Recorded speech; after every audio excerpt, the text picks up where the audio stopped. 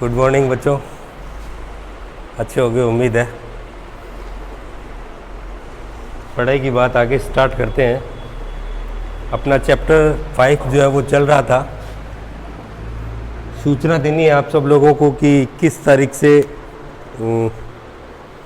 स्कूलों में गाइडेंस लेने की परमिशन गवर्नमेंट ने आप लोगों के लिए जारी की है। 21 तारीख से आप लोग स्कूल में एक बार फ़ोन करके अपने बात कर लें कि क्या टाइमिंग से आप लोग परमिशन लेने के लिए आ सकते हैं। और थोड़ी बहुत परमिशन मिली है अभी स्कूल आने की, तो आगे देखते हैं भविष्य में क्या रहेगा। तो एक बार अपनी स्कूल में फ़ोन करके और टाइमिंग जो है वो आप लोग पता कर लें। 9, 10th, 11th, 12th के लिए ये जो है वो परमिशन अभी तक गवर्नमेंट ने दी है। सोशल डिस्टेंसिंग मेंटेन करनी होगी, मास्क का कंपल्सेशन रहेगा और ये चीज़ें आप लोगों को फॉलो करनी है। चैप्टर 5 जो है वो अपने आगे चल रहा था। लिंक लिस्ट के बारे में हमने शुरू किया था। छोटा सा टॉपिक है, ज़्यादा बड़ा टॉपिक नहीं है। हम लोग देख रहे थे, मैंने आपको बताया था कि लिंक लिस्ट के अंदर भी हम लोग डेटा को स्टोर करते हैं और डेटा जो है वो अपने पिछले या अगले तत्व से जो है वो लिंक्ड रहते हैं, कनेक्टेड रहते हैं।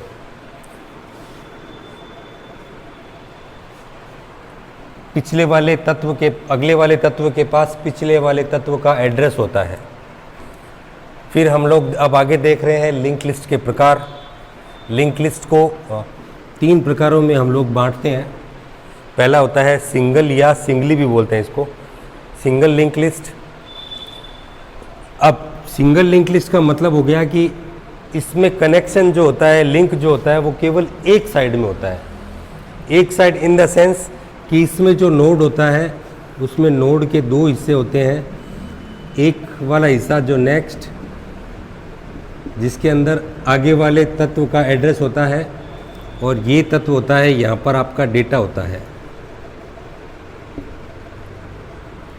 ध्यान दें थोड़ा बोर्ड पर आप लोग कि ये नोड जो होता है वो उसमें एड्रेस का पार्ट केवल एक होता है, इसीलिए हमने यहाँ क्या लिखा है, केवल फॉरवर्ड पॉइंटर। ये वाला फॉरवर्ड पॉइंट होता है और ये जब डबल लिंक लिस्ट होती है तो उसमें ये 2 बार होता है, उसमें ये 1 बार और होता है। ये बैकवर्ड पॉइंटर होता है, ध्यान दें इस बात को। लेकिन ये सिंगली लिंक लिस्ट जो होती है उसमें केवल इतना ही हिस्सा होता है, जिसमें एक डेटा का पार्ट होता है और एक नेक्स्ट का पार्ट होता है। ये नेक्स्ट पार्ट जो होता है उसको फॉरवर्ड पॉइंटर बोलते हैं।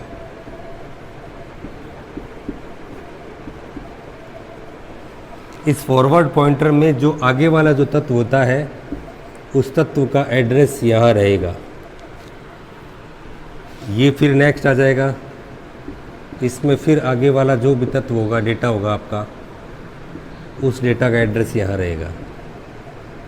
इस तरह से ये सिस्टम रहता है। आगे वाला तत्व या नोड का एड्रेस यहाँ रहेगा, इस नोड का एड्रेस यहाँ रहेगा, इसी तरह आगे से आगे क्रम चलता रहेगा। इसीलिए हमने लिखा है सिंगल लिंक लिस्ट, क्योंकि इसमें कनेक्शन केवल सिंगल साइड ही है, इसलिए इसको सिंगली लिंक लिस्ट बोलते हैं। केवल एक ही फॉरवर्ड पॉइंटर होता है, एड्रेस का पार्ट केवल एक ही होता है।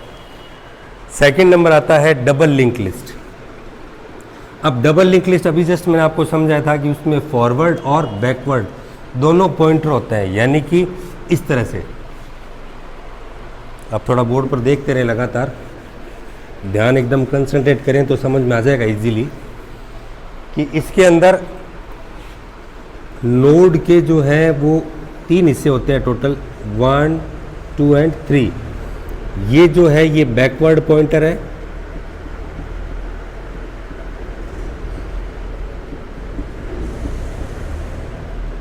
ये फॉरवर्ड पॉइंटर है,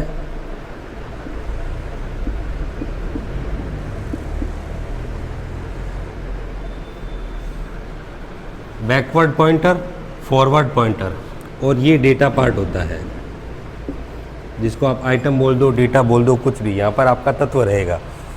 ये बैकवर्ड पॉइंटर और ये फॉरवर्ड पॉइंटर, यानी कि इसमें डबल होता है एड्रेस का पार्ट, इसीलिए इसको डबली लिंक लिस्ट बोलते हैं।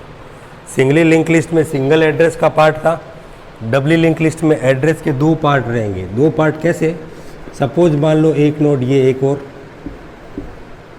ये एड्रेस के पार्ट, ये एक नोड इधर भी रख लेते हैं हम लोग, ये कोई डबली लिंक लिस्ट है। ध्यान दें आप कि सपोज मान लीजिए ये डेटा पार्ट है, माना कोई संख्या डाल दी मैंने यहाँ पे 10 डाल दी, ये 5 डाल दी, ये कोई स्टार्ट का हेड है इसमें। अब देखिए यहाँ पर इस 10 का एड्रेस यहाँ, इसी 10 का एड्रेस अगले नोड के बैकवर्ड में, इस 5 का एड्रेस यहाँ पहले तत्व के बैकवर्ड में, ये बैकवर्ड है, सॉरी ये फॉरवर्ड है, ये बैकवर्ड है,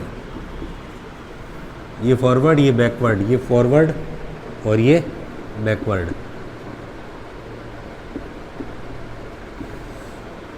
तो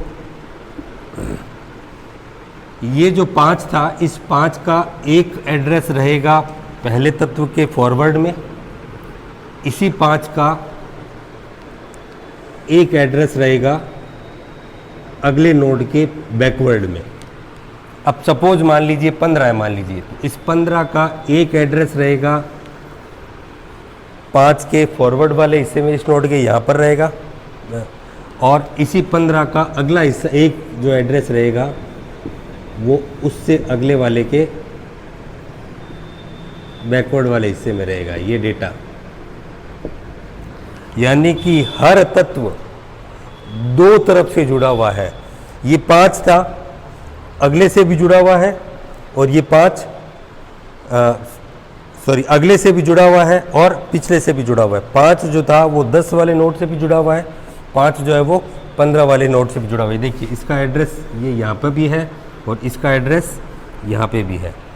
अब चूँकि हर एक नोड के अंदर डबल एड्रेस पार्ट होते हैं, तो एक पार्ट में आगे वाले का एड्रेस और एक पार्ट में पीछे वाले का एड्रेस, तो ये डबल पार्ट होता है, इसीलिए इसको डबली लिंक लिस्ट बोलते हैं, क्योंकि इसमें फॉरवर्ड और बैकवर्ड दोनों पॉइंटर होते हैं। इस चीज़ को आप थोड़ा सा ध्यान से देखेंगे तो आपको समझ में आ जाएगा।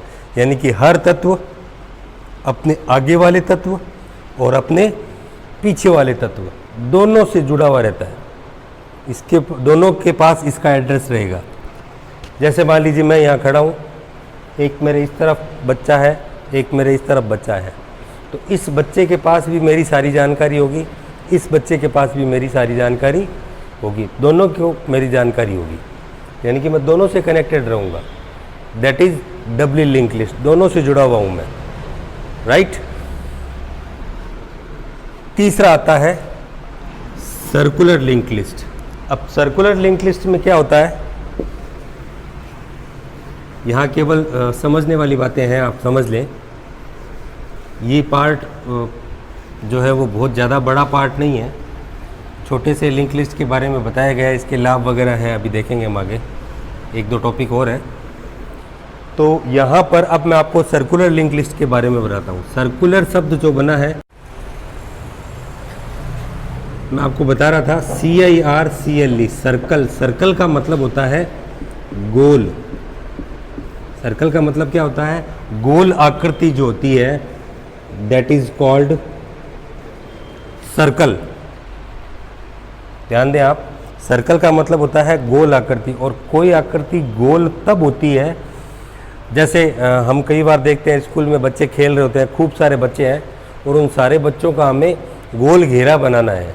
और गोल घेरा तब बनता है जब पहला बच्चा जो होता है वो अंतिम बच्चे का हाथ जब पकड़ लेता है, देन ये एक सर्कल बन जाता है। आप लोगों ने भी स्कूल में कभी गोल घेरा बनाया होगा कि एक दूसरे का हाथ पकड़ रहे हैं। पहला बच्चा जब अंतिम बच्चे का हाथ पकड़ लेता है तो वो एक सर्कल बन जाता है। ये पहला बच्चा, ये दूसरा बच्चा, ये तीसरा, ये चौथा, ये पांचवा, ये छठा, ये सातवां, ये आठवां, ये नौवां, ये 10वां। जब ये पहला बच्चा जो है वो अंतिम बच्चे का हाथ पकड़ लेगा तो ये एक सर्कल बन जाता है, और इस सर्कल से सर्कुलर बना है। सर्कल से क्या बना हुआ है, सर्कुलर बना हुआ है, यानी कि अंतिम तत्व, अंतिम बच्चा मान लो आप, तत्व को अंतिम तत्व पहले तत्व को पॉइंट करता है, यानी कि अंतिम बच्चा जब पहले बच्चे का या पहला बच्चा अंतिम बच्चे का जब हाथ पकड़ लेता है, that become circle and circular link list. तो अंतिम तत्व पहले तत्व को जब पॉइंट करता है तो ये एक सर्कुलर लिंक लिस्ट बन जाती है, पहला तत्व अंतिम तत्व से जुड़ जाता है। तो ये 3 प्रकार की लिंक लिस्ट है, singly link list, doubly link list और सर्कुलर लिंक लिस्ट।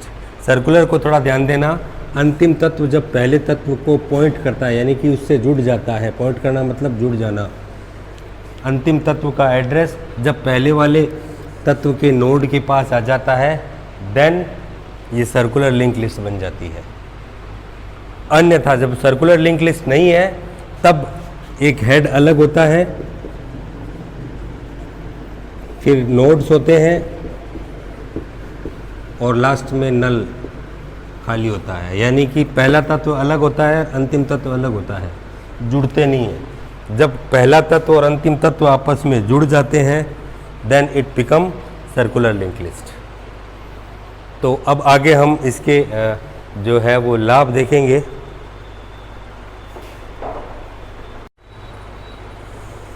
तो आगे अपने देखते हैं लिंक लिस्ट के लाभ की, मतलब ऐसे क्या कारण है कि जिनसे हम लोग लिंक लिस्ट का उपयोग करते हैं,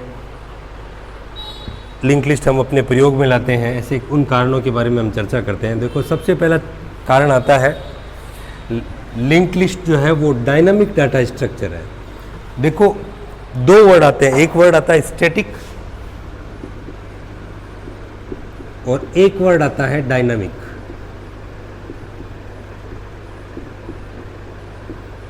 ये दोनों वर्ड आमतौर पर कंप्यूटर में हम लोग पढ़ते हैं। स्टैटिक का मतलब होता है कुछ चीज़ें स्थिर होती है, कुछ चीज़ें गतिशील होती है। डायनामिक का मतलब होता है गतिशीलता और स्टैटिक का मतलब होता है स्थिर, स्टैटिक।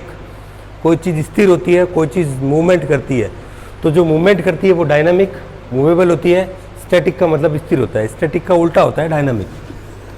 तो यहाँ पर हमने देखा कि यहाँ लिखा हुआ है link list dynamic data structure है, यानी कि डेटा स्ट्रक्चर के बारे में तो हमने पहले चैप्टर में पढ़ा ही था कि स्टैक है, क्यू है, ये सारे डेटा स्ट्रक्चर है। उसी प्रकार लिंक लिस्ट भी एक डेटा स्ट्रक्चर है। तो डेटा स्ट्रक्चर वो जिसमें डेटा स्टोर करते हैं, ये डायनामिक डेटा स्ट्रक्चर है, यानी कि ये मूव करती है।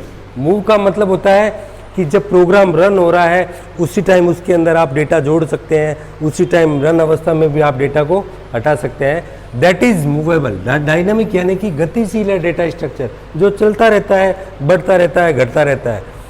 देखिए सेकंड में भी हमने लिखा है कि लिंक लिस्ट रन टाइम के दौरान, यानी कि जब हमारा प्रोग्राम रन हो रहा है उसी दौरान उसको विकसित यानी कि बढ़ाया जा सकता है, सिकुड़ना यानी कि उसको घटाया जा सकता है। यानी कि रन अवस्था में भी लिंक लिस्ट के अंदर डेटा जोड़े जा सकते हैं, उसको बढ़ा सकते हैं।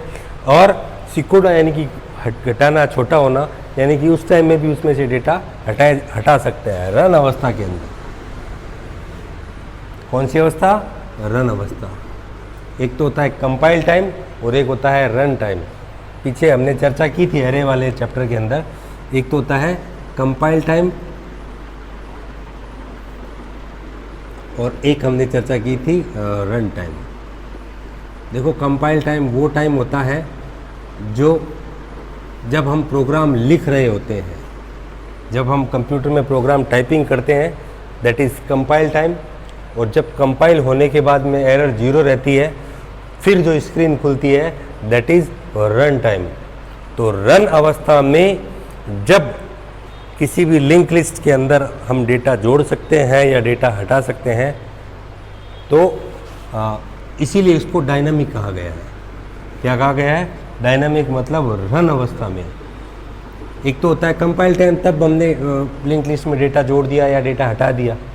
एक जब हम प्रोग्राम रन कर रहे हैं उस दौरान डेटा जोड़ना या हटाना, दैट इज़ रन टाइम। उसी को डायनामिक भी बोलते हैं अपने। तो तीसरा लाभ आता है लिंक लिस्ट में इंसर्शन और डिलीशन बहुत आसान होता है। यानी कि इंसर्शन यानी कि डेटा जोड़ना और डिलीशन यानी कि डेटा हटाना, ये काम बहुत इजी होता है, आसानी से हो सकता है। जस्ट हम इनके बाद एक दो टॉपिक और पढ़ेंगे। दो ऑपरेशन है, इंसर्शन और डिलीशन, दोनों ही ऑपरेशन हम लोग शॉर्ट रूप में डायग्रामेटिकली देखेंगे हम इसके अंदर। चौथा आता है कुशल स्मृति उपयोग, यानी स्मृति के पूर्व आवंटन की कोई आवश्यकता नहीं है, यानी कि ये मेमोरी का बहुत शानदार उपयोग करती है लिंक लिस्ट। शानदार उपयोग यानी कि इसको मतलब एक तो ज़्यादा जगह नहीं घेरती है, दूसरा पहले बताने की ज़रूरत नहीं है कि भाई इतना मेमोरी चाहिए अपने को कोई सी प्रोग्राम के लिए, किसी सॉफ्टवेयर के लिए, वो एडजस्ट कर लेती है। ज़्यादा कुछ पहले से घोषित करने की ज़रूरत नहीं कि इतना डेटा चाहिए, इतना डेटा है, इतनी हमें मेमोरी चाहिए, ऐसा कोई आवश्यकता नहीं है। यानी कि स्मृति के पूर्व आवंटन की, आवंटन का मतलब होता है एलोकेट करना। एलोकेट का मतलब होता है आवंटित करना, पहले से बताना, वो ज़रूरत नहीं है। सीधा प्रोग्राम स्टार्ट करो, ये अपने आप एडजस्टमेंट कर लेता है। उसके बाद आता है एक्सेस टाइम फास्ट होता है। एक्सेस टाइम मतलब हम किसी भी लिंक लिस्ट में से डेटा को बहुत तेज़ गति से प्राप्त कर सकते हैं, ज्ञात कर सकते हैं, एक्सेस कर सकते हैं। तो एक्सेस टाइम फास्ट होता है, यानी कि लिंक लिस्ट जो है वो बाकी डेटा स्ट्रक्चर से तेज़ गति से काम करता है। क्यों? क्योंकि उसमें एक दूसरे जो तत्व होते हैं उनके पास में एड्रेस होता है, तो जिससे फटाफट जो है वो हमें डेटा प्राप्त हो जाता है। और लास्ट आता है स्टैक और क्यू, ये भी डेटा स्ट्रक्चर ही है, दोनों मैंने पहले आपको बताए थे। स्टैक और क्यू को लिंक लिस्ट की मदद से आसानी से इम्प्लीमेंट कर सकते हैं। यदि हम स्टैक और क्यू को लिंक लिस्ट की सहायता से यदि हमें इनको इम्प्लीमेंट करना हो, यानी कि समझाना हो, तो भी हम इजीली समझा सकते हैं। इनके लिए प्रोग्राम जो है वो इजीली बना सकते हैं। तो इस तरह से ये हमने इसके लिंक लिस्ट के प्रकार और लिंक लिस्ट के लाभ देखे। कल थोड़ी सी हानियां हैं, हानि प्लस दो ऑपरेशन और हैं। लिंक लिस्ट में एक तत्व को जोड़ना और लिंक लिस्ट में एक तत्व को हटाना, ये दो छोटे ऑपरेशन हैं। उन दोनों ऑपरेशंस के साथ ही ये जो है वो हमारा चैप्टर कंप्लीट हो जाएगा। एक बड़ा सा प्रोग्राम भी है, वो जब हम फर्दर स्कूल के अंदर लाइव क्लासेस लेंगे तब इसके बारे में जानेंगे। तब तक के लिए खुश रहें, मस्त रहें, सबका सहयोग करें। धन्यवाद।